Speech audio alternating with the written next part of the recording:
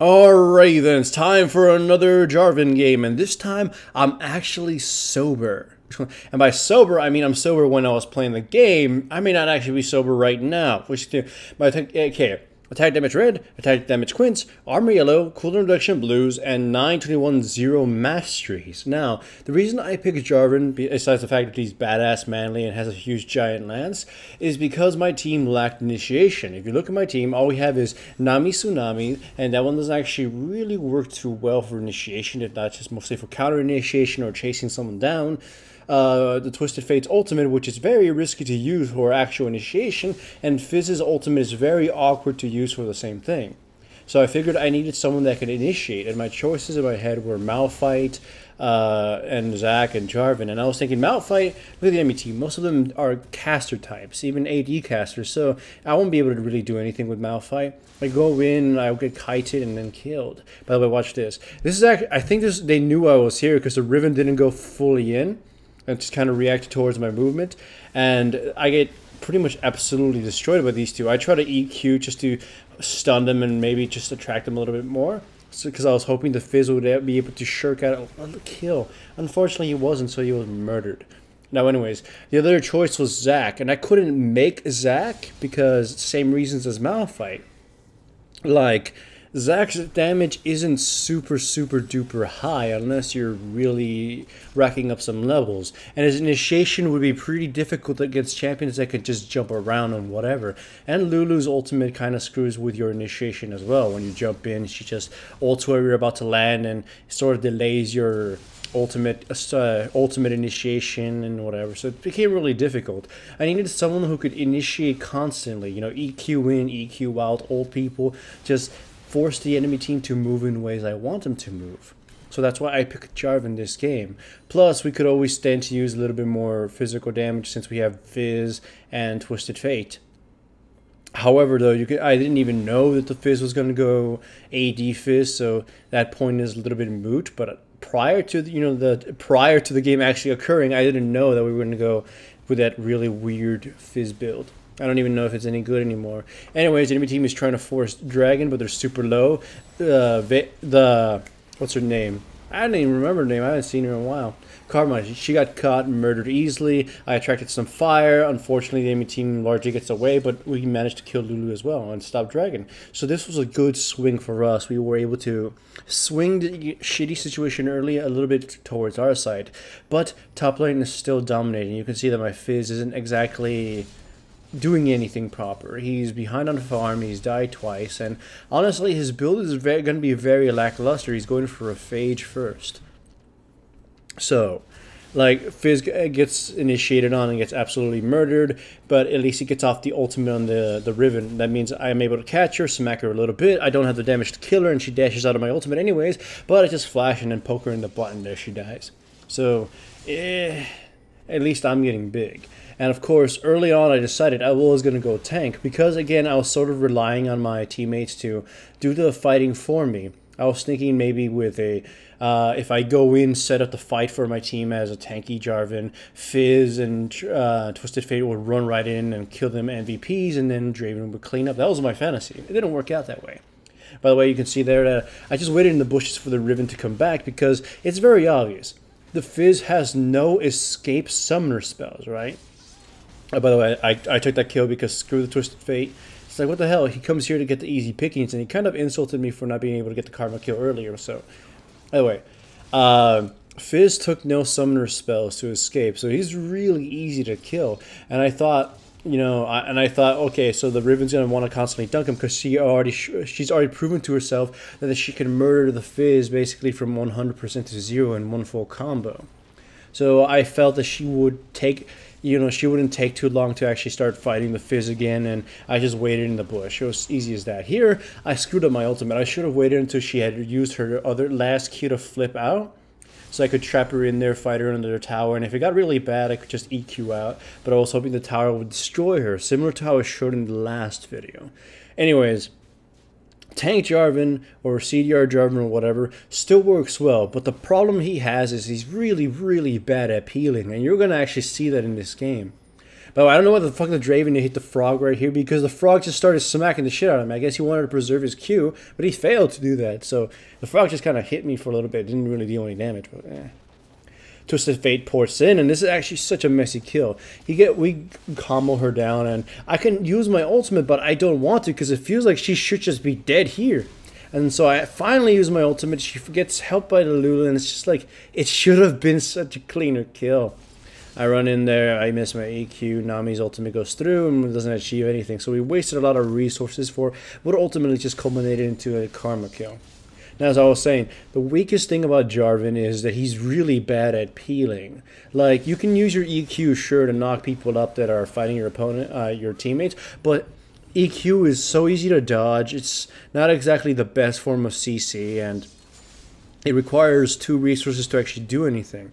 Usually what you want to do is use your W to sort of clip people on your way towards your actual target, or at least have other means of slowing them down, which is why I'm going Randuin's Omen this game.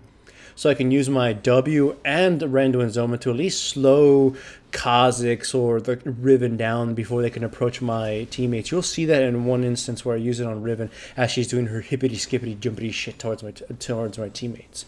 So yeah, Jarvan, you could theoretically use your ultimate to trap people, and again, in one instance, I will actually do that again on the Riven, trap her so my teammates can just massacre her.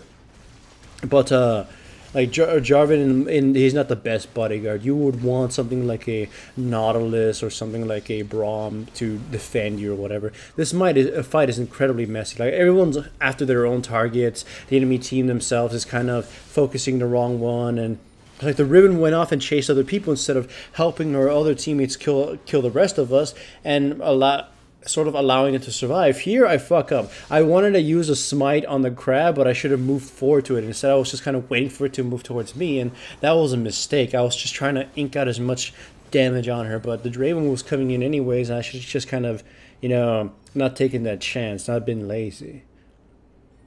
Anyhow, that's one thing I was actually ranting about when I was playing this game. I mentioned how this game really doesn't have a lot of tank items that actually, you know, give more flavor to your champions. This is what I mean right away. I ult the Riven Keeper. She can't go to my teammates. She can't escape. So there, she's dead. It can be used as a peel in that way, but sometimes it can actually trap your teammates and screw them over. You know, the whole meme, I'm helping. But anyways, back to my point. Like, aside from Randuin's Omen, I can't, and maybe the Locket of the Iron Solari, I can't actually think of any items that actually assist you in being a bodyguard or peeling. I mean, it'd be a little ridiculous for some champions, sure, to make up for, or like Jarvan, to make up for the fact that they can't really be bodyguards, but they're really good initiators, to have an item that kind of makes that up for them. But I wouldn't mind if these very specific items existed in exchange for stats, right?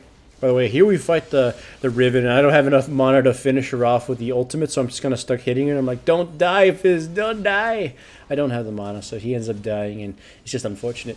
Anyways, as I was saying, like, how do you budget something that maybe allows you to, I don't know, hit someone really hard and drain them of damage and stats? Something like a Chrono Q on an item or something. How do you actually balance that so it's, you know, fair? Like, it's not too overvalued or oversaturated with stats. By the way, this fight here is fucking terrible. It's like, Nami's Q misses, Fizz uses her ult a little bit too late, I miss with my EQ, Nami uses her ultimate and doesn't do anything, we get kited by the Riven towards her teammates, and then we just get absolutely killed, and the Riven doesn't even die. She's gonna get to live because of her E. It's just, this is such a bad fight. We get aced, and it leads to them getting a tower and then Baron. This is actually a really bad point of the game. But anyways, again, back to the item thing. What items, and you can talk about this in the comments below, do you feel could be introduced in the game to add flavor to champions, such as making up for the deficiencies at a high cost of stats? Again, let's say you have Giant's Belt or like Warmog's Armor. Pretty much just a lot of health and regeneration, right? Use that maybe as a baseline for just raw gold value of just pure health. Now imagine there's an item that would make a tank a better peeler or a better initiator or something, and drain stats from it, like drain health or whatnot, but and given nothing, no compensation except the active effect or passive effect. I think that would be nice. I mean, there are some like Frozen Heart, but those don't exactly do anything, right? Like you stand there and yeah, it lowers the damage of your opponents, but it doesn't actually actively screw with your enemy. Like random and zombie, you'll see me walk up to Riven or walk up to the Kazakhs and just click that along with W, slow them down, and now my teammates are at least moderately safe. Or you'll see me play something like a Nautilus in past games, walking around, just hovering next to my carry. Somebody comes up, stun, E, Q, pull them back, use my ultimate, do everything to give my teammate time to survive. Like, yeah, that's the bodyguard thing. So, anyways, back to the point of the game. You see, the game is pretty much even, although in retrospect, when you see the replay, you can see that the enemy has 5,000 more gold than me. Right there, I initiated because I knew, at the very least, that the Karma wouldn't have flash, so she'd be such an easy kill. I didn't think Lulu had a flash either during the first 2 seconds of the ultimate, so I was surprised she even flashed out. Kha'Zix comes in for a very risky attempt at Twisted Fate's life and gets absolutely destroyed. So that was a waste of life on their end. So Riven tried going in, but unfortunately Twisted Fate got a gold card. She gets clipped by a gold card now. EQ, she managed to narrowly dodge it, and then she survives. Fortunately, we managed to pick off the Lulu, and then Tristana jumps in for some reason, and she gets picked off too. So it's a 3-4-0 plus a tower. Now we're just sort of waiting for minions so we can continue our onslaught. But as you can see, there's still 8 minutes in this game, so it's definitely not over. Because right here, you could see me. I'm trying to leave, but because the enemy like Kha'Zix is alive, and he'll just bounce shit. But my teammates stuck around too long, and I EQ'd back in, just hoping to maybe help them survive or irk out some kills, so it's not a total loss. We managed to kill a few of them, but it's totally not. I actually don't know it's worth it. We got a tower. The Baron's not even up, so it's not like we're gonna lose too much out of it, right? So. Like, we just got to position ourselves to be able to take it. Anyways, Twisted Fate engages in the Karma. I missed my EQ because I thought they were going to keep going in. Nami decides to initiate alongside with the Twisted Fate, but it's not the cleanest of fights. I'd go in, I trapped the Lulu. Unfortunately, I trapped the Twisted Fate as well, and he gets killed. I wanted to use the ultimate just to barricade a few of them out of my teammates, but unfortunately, I had to leave the Twisted Fate trapped. In retrospect, I probably should have let him free.